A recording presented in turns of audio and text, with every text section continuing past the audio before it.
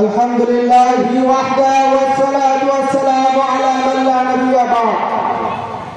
আজকের এই মহতী অনুষ্ঠানে সম্মানিত অতিথিবৃন্দ, উপস্থিত সম্মানিত তাওহীদি জনতা, উপস্থিত ছাত্র সমাজ, সকলের প্রতি আন্তরিক সালাম। আসসালামু আলাইকুম ওয়া রাহমাতুল্লাহ।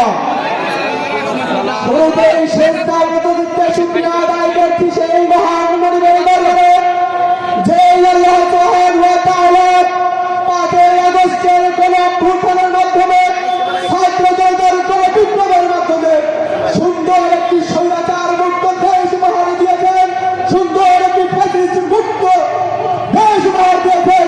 সেই আল্লাহ তাআলার শুকরিয়া আদায় করছি আলহামদুলিল্লাহ।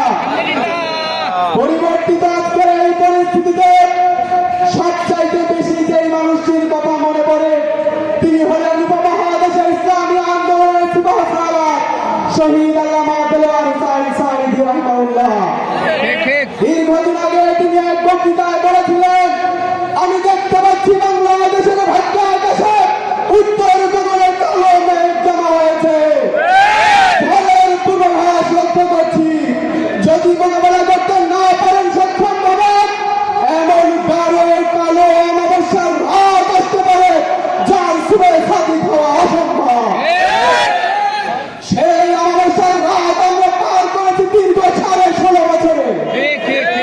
এই জাতি আর কোন অন্ধকারে দেখতে চায় না, এই জাতি আর কোন অমাবস্যা দেখতে চায় না।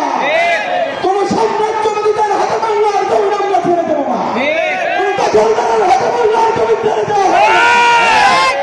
সম্মানিত উপস্থিতি, আল্লাহর আইন চাই, সৎ লোকের শাসন চাই, এই স্লোগানকে আঁকড়ে ধরে জনতা প্রাপক ইউজারকে সামনে রেখে মিন্নুর নবীর নেতৃত্বে, ডক্টর মিন্নুর ইসলামের নেতৃত্বে আমাদের সর্বোচ্চ শ্রম দিয়ে, আমাদের সর্বোচ্চ সময় দিয়ে, আমাদের সর্বোচ্চ মেধা দিয়ে একজনই কাজ করতে তারা প্রস্তুত আছে।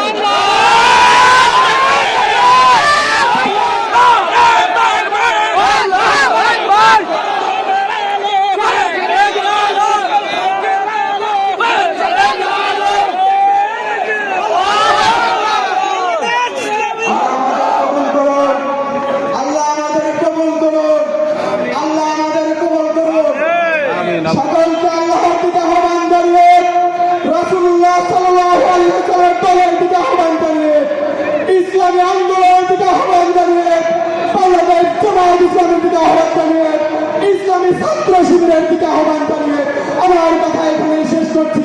আমার তৌফিক ইল্লা বিল্লাহ। বাংলাদেশ জিন্দাবাদ, বাংলাদেশ জামায়াত ইসলামী জিন্দাবাদ, ইসলামী ছাত্র শিবির জিন্দাবাদ।